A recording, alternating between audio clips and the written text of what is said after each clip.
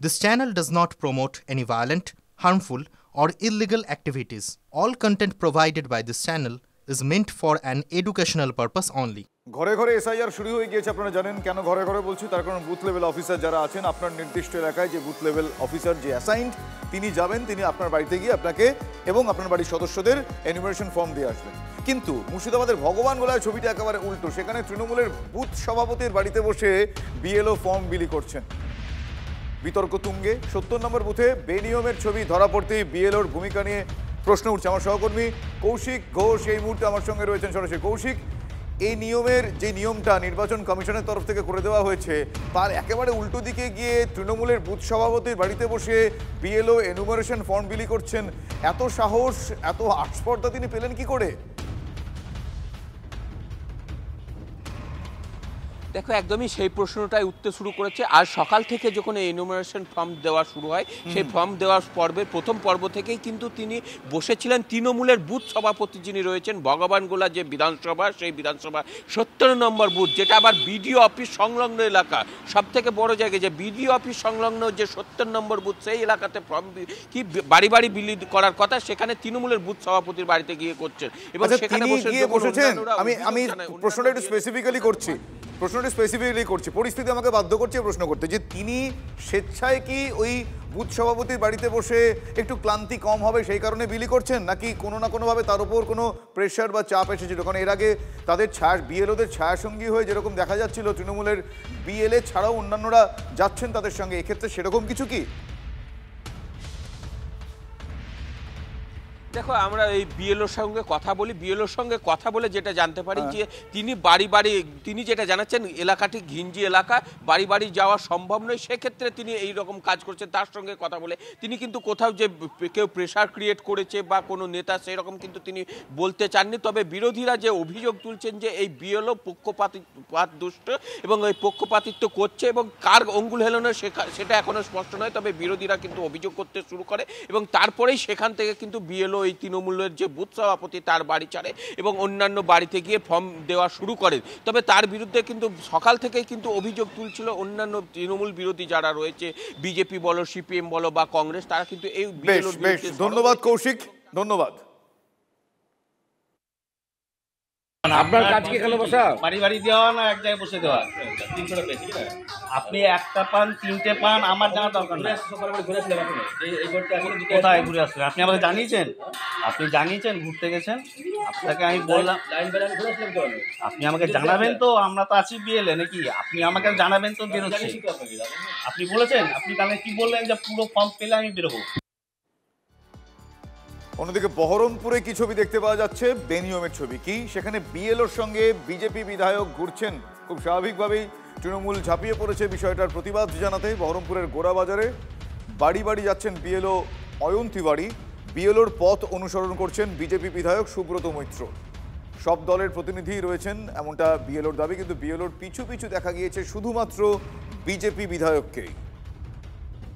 কোনো ডকুমেন্ট আমরা নিচ্ছি না, আমরা কোনো ডকুমেন্ট চাইছিও না। শুধুমাত্র যেটুকু দরকার যাচাই করার জন্য, অথেন্টিক ডকুমেন্ট যা পাওয়ার জন্য যেটুকু দরকার সেটুকুই আমরা নিচ্ছি এবং আমাদের এখানকার সবাই খুব হেল্পফুল, সবাই সেটা দিচ্ছেন এবং সেটা হাসি মুখে।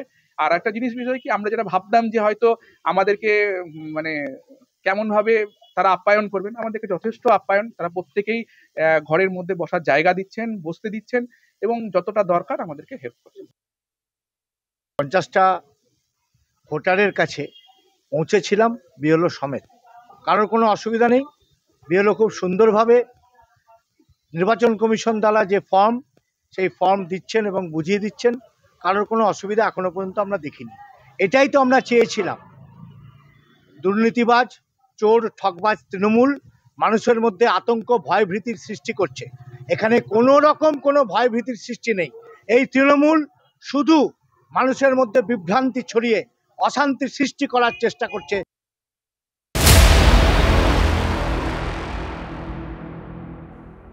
এসআইআরের প্রক্রিয়া খতিয়ে দেখতে আজ রাজ্যে নির্বাচন কমিশনের বিশেষ প্রতিনিধি দলে থাকবেন deputy commissioner Gyanesh Bharti, deputy secretary Abhinav Agarwal ও প্রিন্সিপাল সেক্রেটারি এসবি যোশী। শুক্রবার পর্যন্ত রাজ্যে থাকবে কমিশনের টিম। উত্তরবঙ্গের 3 জেলা কোচবিহার, আলিপুরদুয়ার ও জলপাইগুড়িতে পর্যালোচনা করবে কমিশনের প্রতিনিধি দল। বুথ লেভেল অফিসারদের কাজ খতিয়ে দেখবেন তারা।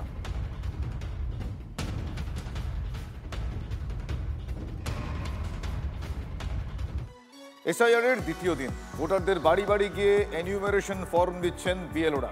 ভোটারদের বুঝিয়ে দিচ্ছেন কি করতে হবে। বিএলওদের সঙ্গে বাড়ি বাড়ি যাচ্ছেন বিভিন্ন রাজনৈতিক দলের বিএলএরা। এনিউমারেশন ফর্মে প্রত্যেককে তাদের নাম, বাবা মায়ের নাম, জন্ম তারিখ, আধার কার্ড ও ভোটার কার্ডের নাম্বার লিখতে হবে ভোটারদের। এসআইআর শুরুর দ্বিতীয় দিনেও চলছে এনুমারেশন ফর্ম ডিস্ট্রিবিউশন। আর এই মুহূর্তে আমরা রয়েছি রাসবিহারী বিধানসভার অন্তর্গত চেতলা রোড এলাকাতে। সবাইকে আমি পেয়েছি।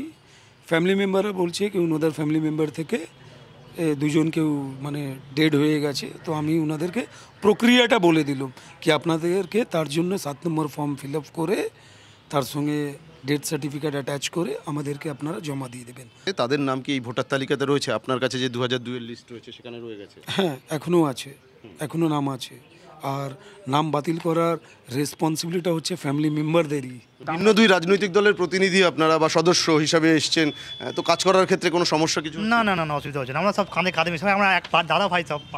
না, সমস্যা কিছুই নেই। আমরা সবাই চাই যে সবাই এর মধ্যে আয়ত্তের মধ্যে আসুক, কেউ বঞ্চিত না হোক। গোটা বিষয়টি কি আপনার কাছে পরিষ্কার? হ্যাঁ, পরিষ্কার আছে। তাদের মৃত্যু হয়েছে কিন্তু তাদের নাম এই যে 2002-এর যে ভোটার লিস্ট সেখানে রয়ে গেছে, তো সেই ক্ষেত্রে কি করণীয় আপনাদের জানেন? ভোটার লিস্ট থেকে নাম বাদ দেওয়া তো আমাদের দায়িত্ব নয়। আমরা নিজের হাত থেকে তো ডিলিট করতে পারবো না, ওটা তো ইলেকশন কমিশনের আন্ডারে রয়েছে। আমাদের যে প্রসেস রয়েছে, আমরা ডেথ সার্টিফিকেট সাবমিট করে দিয়ে ওটাকে এনাদেরকে হেল্প করবো যে ওটা আপনারা ডিলিট করিয়ে দিন। আগামী 1 মাস ধরে কিন্তু এই প্রক্রিয়াটা চলবে এবং সেক্ষেত্রে এখনও পর্যন্ত যারা বিএলওরা রয়েছেন, যারা কাজ করছেন, তাদের কোনো রকম কোনো এই সমস্ত এলাকাতে কোনো সমস্যার মুখোমুখি বা কোনো বাধার মুখোমুখি হতে হচ্ছে না বলেও তারা জানাচ্ছেন। ক্যামেরায় গৌরবের সঙ্গে সুপ্রিয় গুহ, TV9 বাংলা। বিএলও এবং বিএলএদের হাতে দরকার নেই নথি দেওয়ার। নথি নেবেন না বিএলওরা, তারা শুধু বাড়ি বাড়ি গিয়ে এসআইআর এর যে এনিউমারেশন ফর্ম, সেই ফর্ম দেবেন এবং সেই ফর্ম আপনার ফিল আপ করা হয়ে যাওয়ার পর তারা নিয়ে আসবেন। পাশাপাশি কমিশন এও জানিয়েছে আগামী 4 ডিসেম্বর পর্যন্ত ডিইও, ইআরও এবং বিএলওদের পূর্ণ সময়ের জন্য এসআইআর এর কাজ করতে হবে। বাড়ি বাড়ি গিয়ে যারা এনিউমারেশন ফর্ম দিচ্ছেন, সেই এনিউমারেশন ফর্ম দেওয়ার সময় কোনো নথি বিএলওকে দেখাতে হবে না। শুধুমাত্র ওই এনিউমারেশন ফর্ম আপনার বাড়িতে তারা যখন দিয়ে যাচ্ছেন, সেই ফর্ম নিয়ে আপনি ফিল আপ করবেন। তারাই আবার আপনার বাড়ি থেকে ফিল্ড সেই পুরো পূর্ণ হয়ে যাওয়ার পর ওই ফর্ম তারা নিয়ে যাবে। সেক্ষেত্রে বিএলওদের কোনো রকম নথি দেখানো বাধ্যতামূলক নয়, নথি দেখাতে হবে না, বিএলওরাও দেখবেন না।